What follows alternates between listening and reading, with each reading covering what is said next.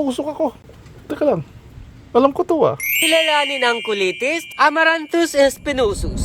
Matinik, matatag, masustansya, at higit sa lahat, masarap.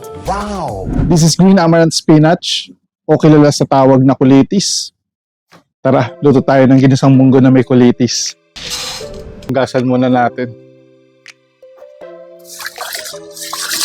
Few moments later.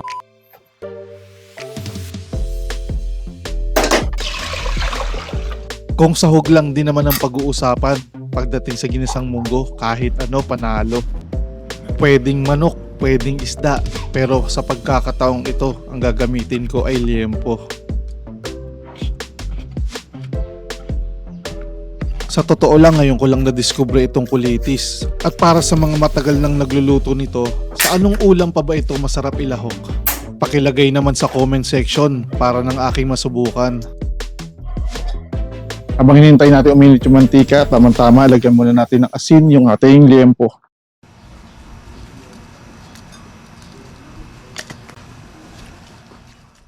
Salang na natin.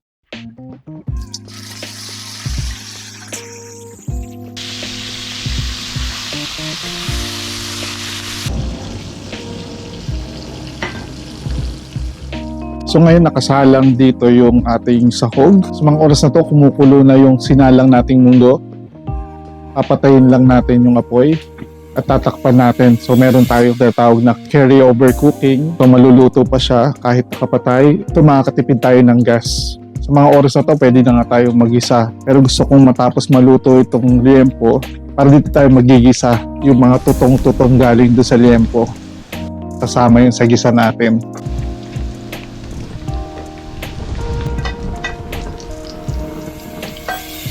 Ito yung luto ng ating sahog na liempo. Tara, maggisa na tayo.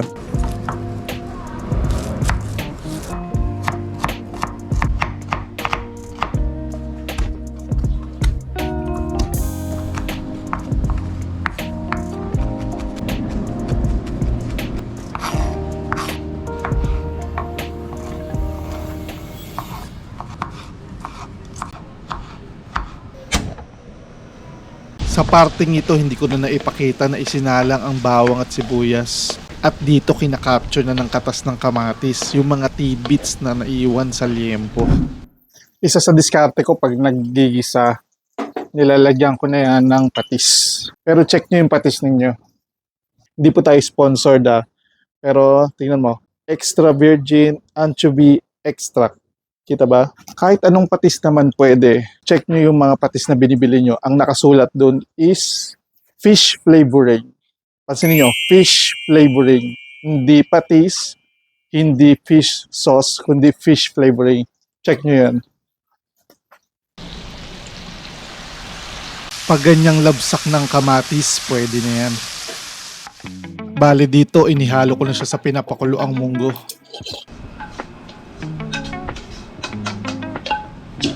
Ngayon, pwede na natin buksan yung apoy para kumulo na uli siya. Sama na rin natin yung sahog para mag-rehydrate siya sa sabaw.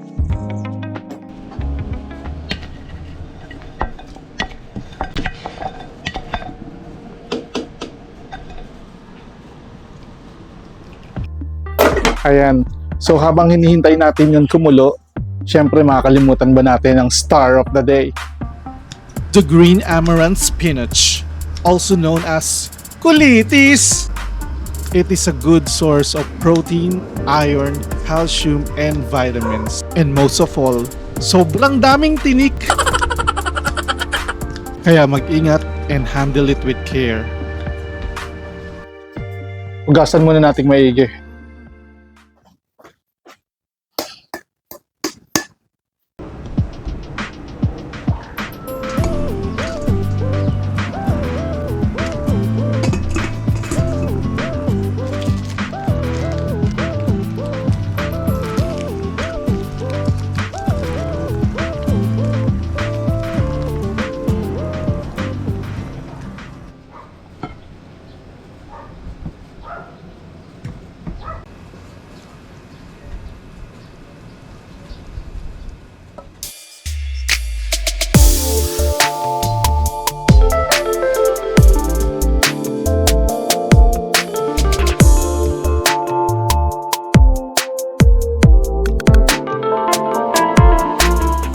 Luto ng ating ginisang munggo na may colitis. Kaya tikman na natin.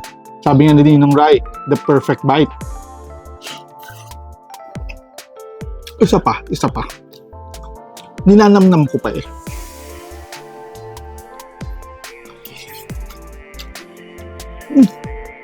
Kahit saan ito ilahok, napakasarap.